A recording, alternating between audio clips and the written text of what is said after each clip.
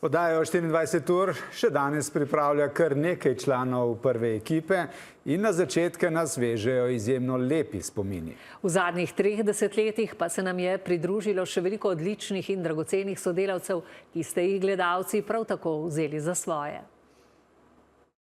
Program bo torej, kot smo slišali, privlačen, poseben in popularen, kot obljubljajo. Seveda, ali bo zadostil vsa pričakovanja, bo pa seveda pokazal čas. Kot bi bilo včeraj, pa se občutkov, ki so jih prevevali tistega 15. decembra, tudi po 30 letih spominja prva ekipa oddaje 24 ur. Se mi zdi, kot da smo bili ves čas na adrenalinu, ne? Nazadnje smo ustvarjali, rojevali nov projekt. In to v stavbi, ki temu sploh ni bila namenjena. Ampak je bil to zgrajen večnamenski športni prostor.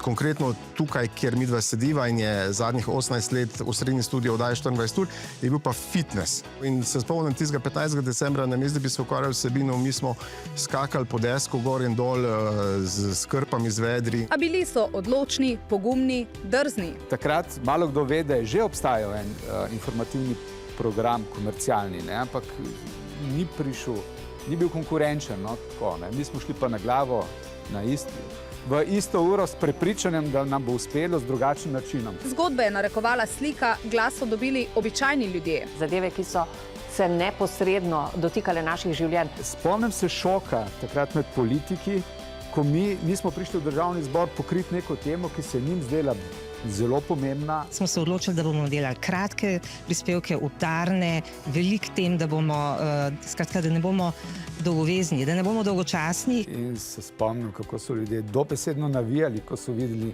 našo škodo, ne, z napisom Pop TV. Ne. Prav, bravo, to, samo tako naprej, ful ste dobri. Ne.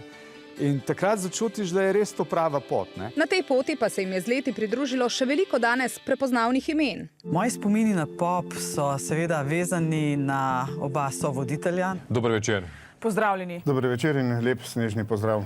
Dober večer. Matjaž Tanko je človek, ki se ga res velikokrat spomnim. Velikokrat smo se hecali v desku, ne, da Googla sploh ne rabimo, ker je Matjaž vedel preprosto vse.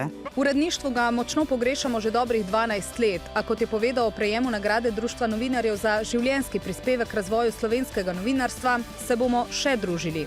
Enem dobrem novinarskem in kakšno bomo zagotovo rekli tudi o lepotah, tudi o moči in tudi prekletstvu tega našega čudovitega poklica. Ob Matjažu Tanku je kasneje sedela Petra Krčmar, ki je na Pop TV sprva sicer za oddajo Trenja prišla v tandemu z Urošem Slakom. Pop TV je bil takrat, oziroma že prej, no, ko je nastal pa tako zelo neka enigma, ne, mislim, enigma v smislu, kako je tam delati, ne. Tudi mi, ko smo bili na drugi televiziji, smo se skozi sprašvali, večja dinamika, manjše ekipe, krajši sestanki, vse je bilo hitreje in smo se mogli kar zbuditi takrat. Je to prerešetalo tudi nacionalno televizijo. Že lep čas pa sta uigran voditeljski par z Janijem Muhičem, ki je bil prvi voditelj večernih poročil. Dober večer. Z 2,3 milijona evrov naj bi pokrili le petino škode. Ko se kaj zgodi, stopimo skupaj in dihamo kot eno.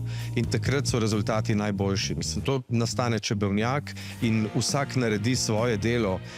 Zbiramo informacije, jih preverjamo in šele preverjane potem lahko kredibilno, podkrepljene z dejstvi, posredujemo. To so te izredne zadeve, ko se nekaj zgodi. Adrenalin, ne? Adrenalin, ker te tudi pol, ko si že 30 let v novinarstvu, recimo, še vedno drajva naprej, no, tako da je ful dobro.